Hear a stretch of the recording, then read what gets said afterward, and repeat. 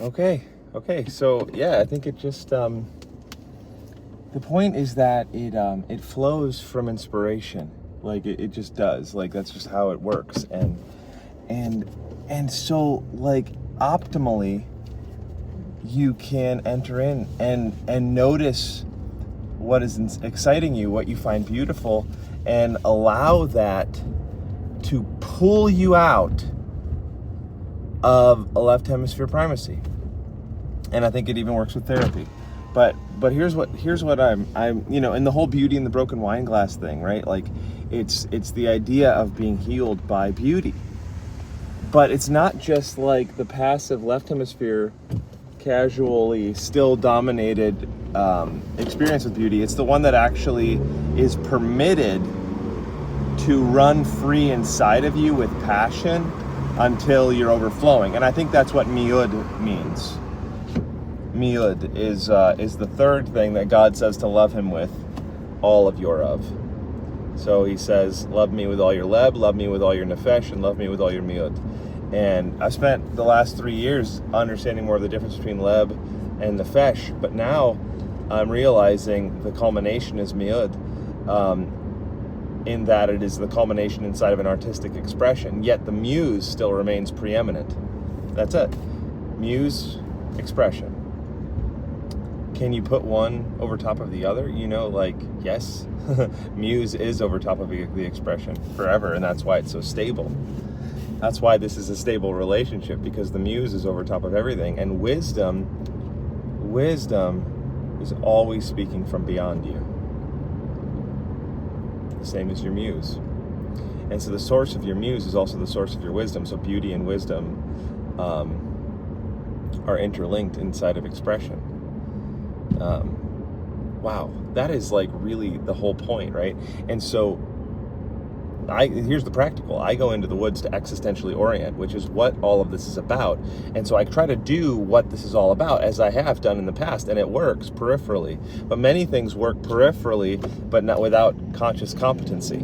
So I can be competent at putting myself in an environment where something happens, yet I might not be conscious of what exactly made the difference, and therefore that's sort of my measure of inefficiency almost, which is at least a token to give to the part of your brain that operates off of the addiction to a perception of efficiency.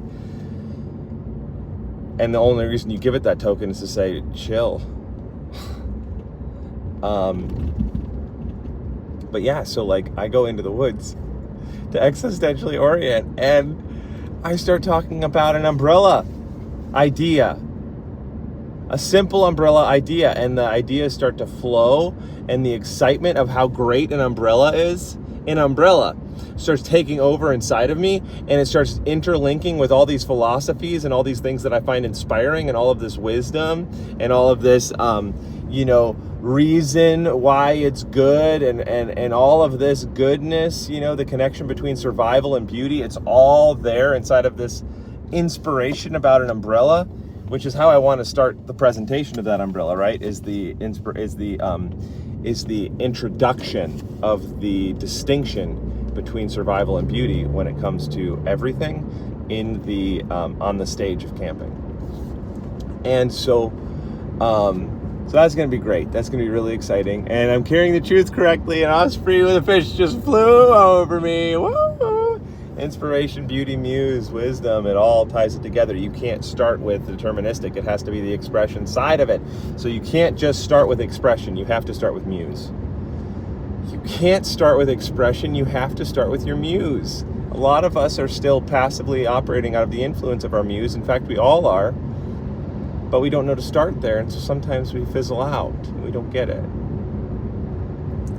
Muse.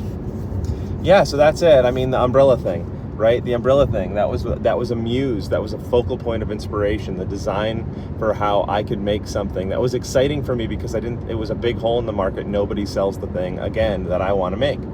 And so I have multiple innovations that nobody has made yet, that I personally am excited about and think are awesome. And so I would happily use them with all of my experience in that area, and then actually use my experience as the talking token to say, from an experienced person, this is what I choose. I'm not nitpicking over these particular ounces. I'm deciding that the overall function of this exits out of the survival understanding of carrying something into the beauty understanding of what environment I'm actually in. And that actually goes even into why you would be strengthened as a person to potentially be able to carry more or less, or to do more or less, or to have more or less mobility, which also is complementary to how heavy your pack is. Right? Like, just prioritizing mobility for play accidentally makes it easier and you more attractive deterministically, because you become strengthened by your inspiration to play. And now all of a sudden you're more functional, you're more attractive in terms of the deterministic expression. And so I started talking about my umbrella, and everything changed, and my whole brain flipped, and all of the things that I'll keep talking about flipped. And so I'm allowed to steward my excitement. That's it, stewarding your curiosity. But it's not just this small topic, it's a really big topic. It's the glory of God to conceal a matter, and it's the glory of kings to hachar, to search out a matter. It's glorious to search, propelled by curiosity, inspiration. It's glorious, the discovery. But why? What makes a search worthwhile if you don't know what you're finding? I mean, you're not going to have dopamine if you already knew what you were finding. You're not going to laugh at the joke if you knew the punchline. So what makes a search wise?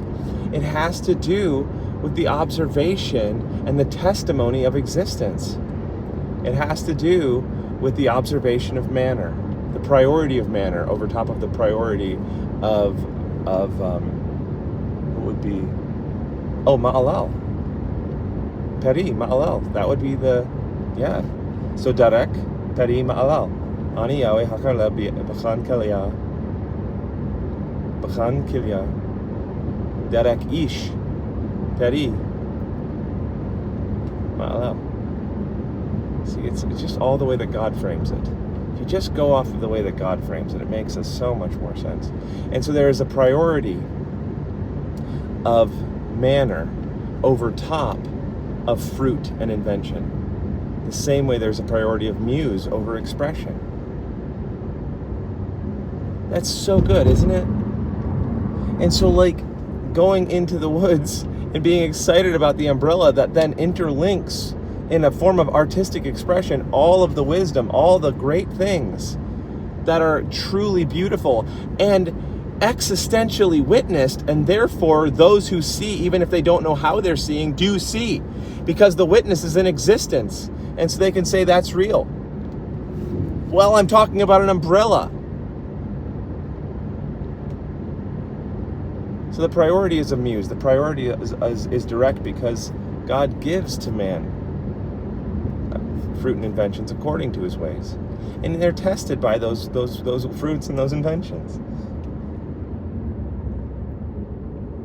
They're refined by it to prove what's inside of them. And so you go through a process of proving, which is the process of neurological reintegration, where you have to get Legos that were given to you by your right hemisphere, build something specific that is a refinement and a processed understanding of a nature that was given to you by your right hemisphere. You build those Legos, but then you have to take them all back apart and give them back. And then that's the refining of the leb and the kilyah. That's the refinement of the kilyah and the testing. It's the searching of the heart and the testing of the reins. Because now when you give the Legos back and they come back again, you build a more pure, more tested, more refined expression. Isn't that awesome? Isn't that purely beautiful?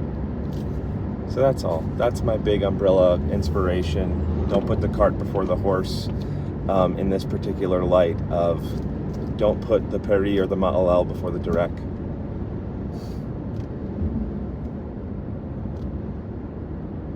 Don't put the expression before the muse.